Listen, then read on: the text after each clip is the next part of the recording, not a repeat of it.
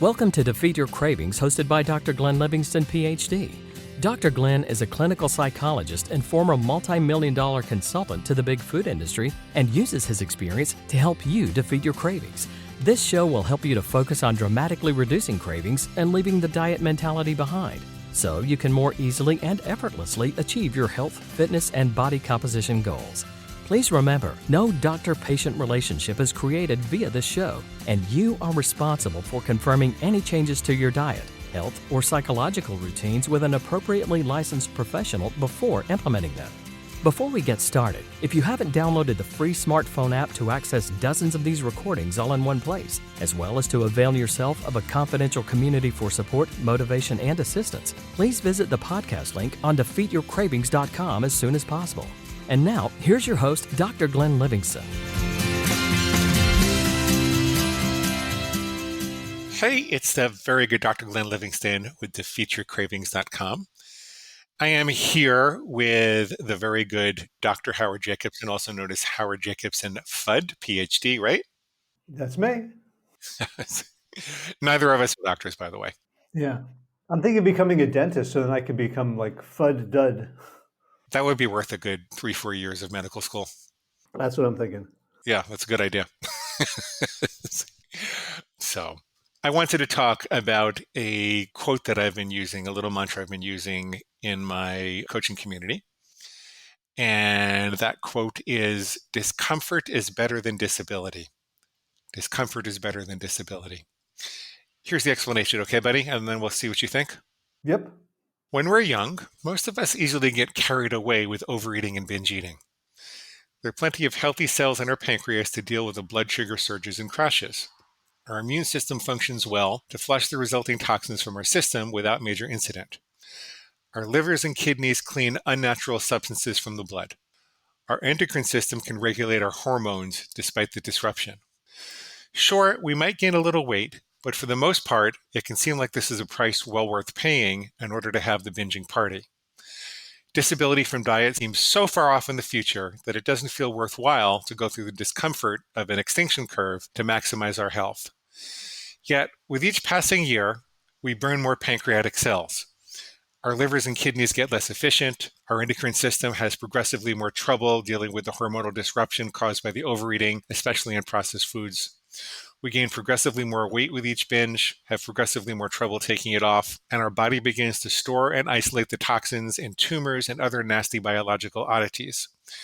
We edge ever closer to disease and disability, and make no mistake about it, 80% of heart attack, stroke, cancer, kidney disease, etc. victims don't simply wake up dead one morning, but rather suffer a very long period of disability first.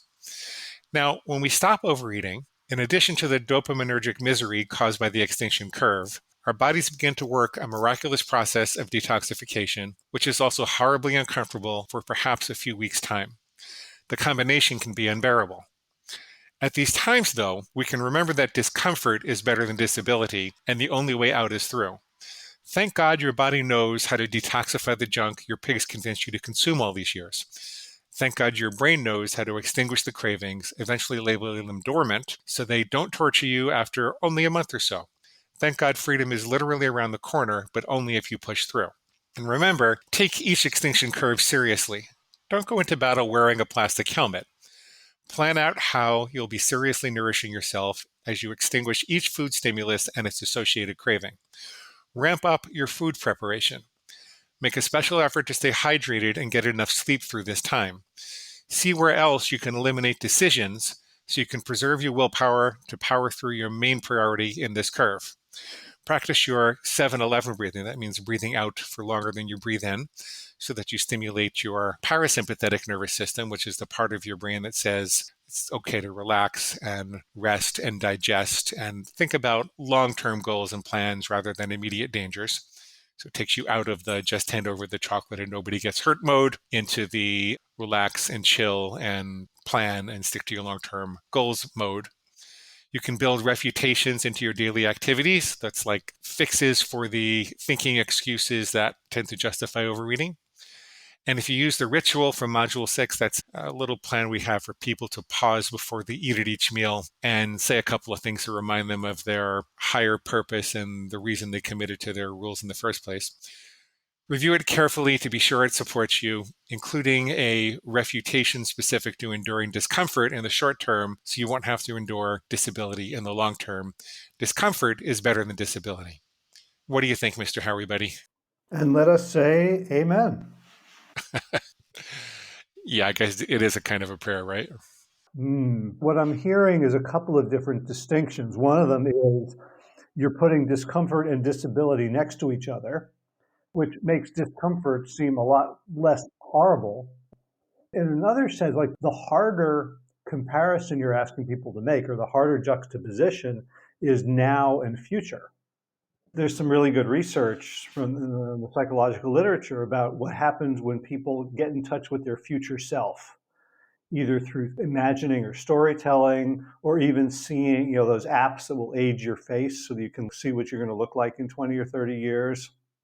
When people are brought in touch with their potential future, they tend to make much more long-term decisions. What you're really doing here is telling people you've got the now and you've got the future, and it's up to you which one you want to privilege. We want to live a life of good experiences, but we also want to live a life where those good experiences don't have to be paid for in such multiples. Yes. We have an exercise, we call it the big why not. Well, first we emphasize the big why. We look at the rules that people have made for themselves and we ask them, well, why are you doing this? I don't want you to do this just because you've installed a Nazi food policeman in your head that says, you will not have chocolate, right?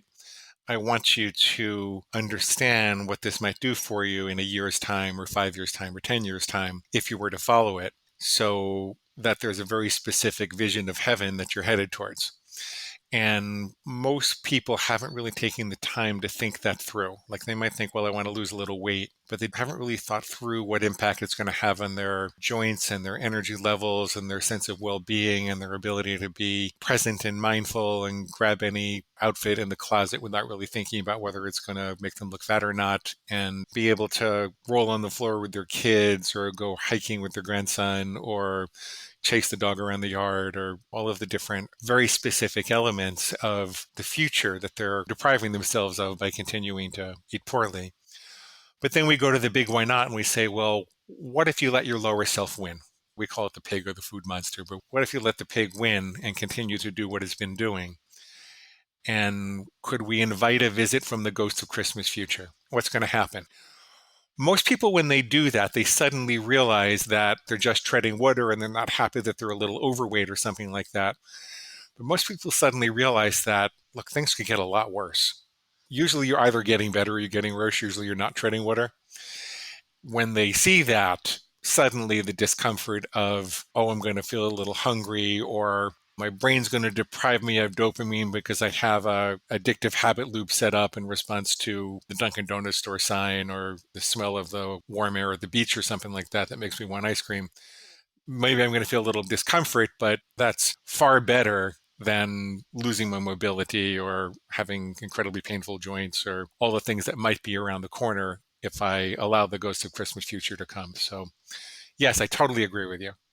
I appreciate the use of that statistic. About 80% of people don't just end up ceasing to exist, at least on this plane. That there is this very well documented, and if we look around, we can see it in people all the time about how bad it feels to be having a progressive disease or condition that's just getting worse and worse, and you're throwing fuel on the fire with every bite you eat. One of the things I discovered when I was working with people around their motivation to eat healthy, of course, the big one was always weight loss.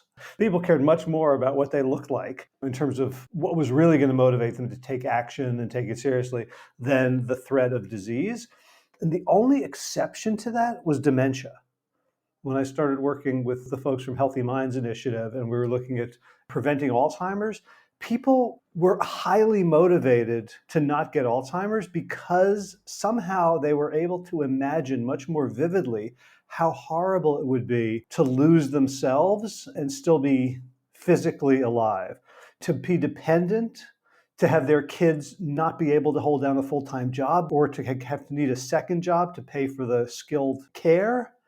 The vividness and the specificity of how our brains can scare us. This is like such a classic human ability to not be in the moment, but to be worrying about the past or the future, because we're so good at doing that and torturing ourselves and not being able to enjoy what is because we're spinning out fantasies of the future. I think it's very useful to practice that capability with something that is very likely to happen to most of us, given the odds. If we follow the path that we're following.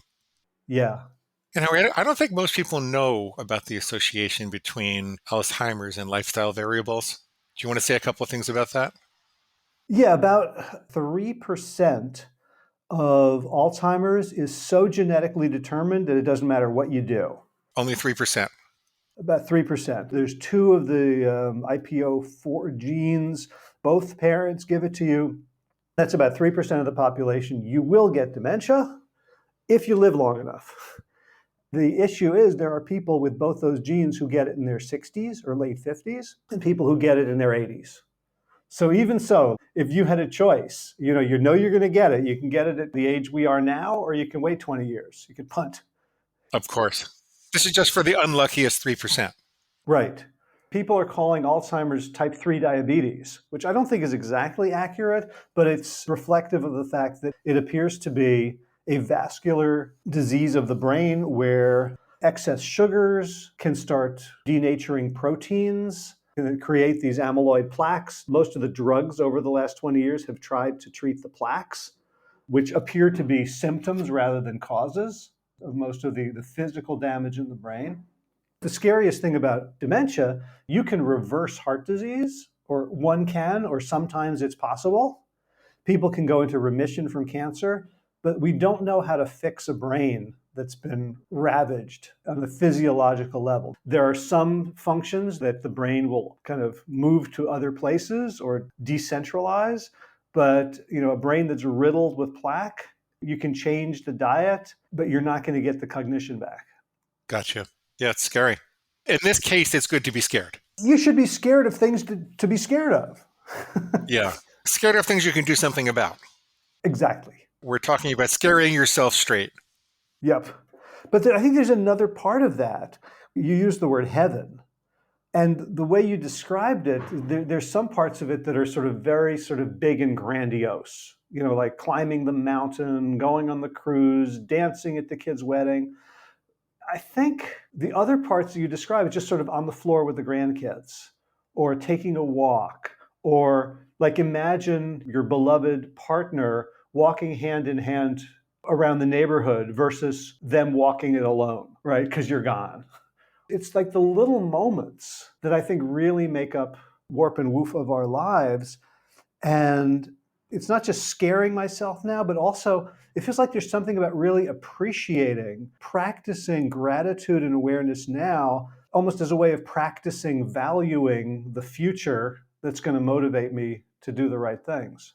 Absolutely. There's another piece to all of this. We did a motivational survey a couple of years back. We followed up on about a little under 800. I think it was 798 people who had gone through our old program, and we're looking at success rates, and we're looking at not just yes or no success, but how much weight had they lost, how long did they keep it off, and what was their level of happiness and satisfaction with what they'd learned. And what we found was that the most successful people who actually got healthy and stayed healthy at a year and a half, 2-year mark, they had changed their motivation. Weight loss was a motivation that might have got them in the door, but it was not enough to get them all the way to goal weight, and it was certainly not enough to keep them there. There were several types of motivation they had to cultivate along the way. The two biggest ones were being absolutely fed up with torturous food obsession and yo-yo dieting. They didn't want to be on a diet anymore, and they didn't want to think about food all day long. It had become torturous for them. And they recognized by adopting a different way of life and defining very clear bullseye for themselves, really pre-making most of their most difficult food decisions, and that was entirely up to them. They found that their level of food obsession became practically non-existent, and they figured out how to maintain much more easily. And they really focused, and they would write down a couple of memories about what it was like to think about food all day. They would write down memories about how much it sucked to be on a diet and always trying to lose weight. And that made all the difference in the world. And not only didn't weight loss sustain them, but shame did not sustain people. Shame might get you started, maybe, but very quickly people seem to burn out. Fear of long-term health problems like we're talking about today, that also was something that could sustain them, but not if it was just a statistical intellectual knowledge. They really had to bring it to life with either something that had been happening to them or something they had seen in a close relative or loved one. If they knew someone who went blind from diabetic retinopathy, or they knew someone who lost the functioning of their limbs from a stroke, or anything like that, that could really bring it home for them. I have one last thing, and then I'm going to shut up and let you respond, because I can tell by the way you breathe when you have things to say. The fact that I'm breathing usually means I have things to say. Yeah, well, that's true too. You're a thoughtful person. The last thing that we found is helpful is that sometimes these disabilities seem way off in the future, and also the elements of heaven seem way off in the future, and they don't seem real. And so it can be helpful to think about either a little y, which is, what are things going to be like in 72 hours if you eat well? And often people's digestion improves dramatically, their blood sugar stabilizes, they feel a lot more presence of mind, they have more energy, they're not as cranky, they're more capable of thinking positive. But also, what will you give up immediately if you overeat? Typically, when people have a set of rules or guidelines that they're following and they break them, there's this immediate constellation of thoughts that occur that are a little panicked and very uncomfortable. Like, how am I going to stop? How much am I going to have? How much can I get away with? Do I need to hide the evidence? How will I compensate for this? Do I have to exercise more? Do I have to starve myself tomorrow? None of which we recommend, by the way. What does this mean for what my bullseye is overall? Do I need to change the bullseye to accommodate this? And there's a kind of a panic that sets in that completely replaces a confident, mindful presence, which really allows you to experience the bliss of the present moment and connect with people and walk in the world with a smiling, confident presence. And you're giving that up immediately when you overeat. So that motivation can be really helpful also. If you're struggling to think about the faraway motivation, what about the immediate motivation? Okay, now you can talk. Yeah, which speaks to a kind of a practice of small m mindfulness, which is if you don't notice, you're not paying attention. You're so busy with other things that you're not noticing that it feels pretty good to not be obsessed with food. You're not going to value. It can all become noise, but when you point that out to people, like, oh yeah, like the obsession is reduced. I don't have these guilty thoughts. I'm not constantly negotiating with myself. I have energy with which to observe, appreciate, participate in life the way it was meant to. Like actually really pointing that out to ourselves can then kind of help us see what we'd be giving up. When I want to binge, all I'm thinking about is what I'm going to get. And so if I'm doing any kind of calculation, it's, well, I'm going to get a lot of pleasure. My state is going to stabilize right now. And yeah, in 5 years, there'd be a problem. Or yeah, I'll wait more next time I weigh myself. But it still is a future versus present. Play now, pay later. Yeah. When we really think about, boy, this is going to have an immediate effect. It reminds me a little of the work of Judd Brewer, who writes a lot about addictions and habits. One of his ideas is that he's kind of a meditation guy. If we are mindful, our brains can give us immediate feedback. The problem with all this hyperpalatable processed corporate food is that it gives us immediate positive feedback at some level. When you learn to meditate and notice what every bite tastes like you actually notice like it isn't very good. I feel bad after 3 potato chips. I actually feel a little bit worse. To really help us cultivate the good, what we want from our food and from our lives is the good. And so the more we can kind of focus on that, I think it makes it much more powerful, these exercises around contemplating disability, because it really means losing, right? And we humans are tremendously tilted towards loss aversion. Yeah. So, and you can't lose what you don't value, or like it doesn't matter. To really focus on this life that I have, that I want, the relationships that I enjoy, the things I can do now. As I'm getting older, I keep thinking back to, boy, I remember when I used to be able to, put my foot behind my head or run up a flight of steps without having to catch my breath, like things I didn't appreciate. But had I been paying attention to old people, I would have been appreciating them when I had it. Yes. Yes. Every year you appreciate more what you lost, right? Yeah. Yeah. So why wait? Why Why not appreciate it now? Hey, is there anything else where we're talking about motivation overall? Anything else that you've found is particularly motivating for clients when they're struggling to fight through the urge or, stick to a plan? A lot of the work I'm doing now is around the sort of deeper stuff. We talked a little bit about it last time, around like what are the core causes of overeating, the psychological underpinnings. If you figure it out, like, okay, I overeat because of this trauma that I had, or because of this schema I learned as a kid, and it would kind of give permission to the overeating, like, because now it has a reason. But I find that when people identify, whether right or wrong, whether it's objectively true or not, that, okay, so the reason that I eat ice cream at night is to fill this hole in my soul, whatever, and people are willing to slow down, they can think of so many better ways to address that issue. The eating starts to look ridiculous. Yeah.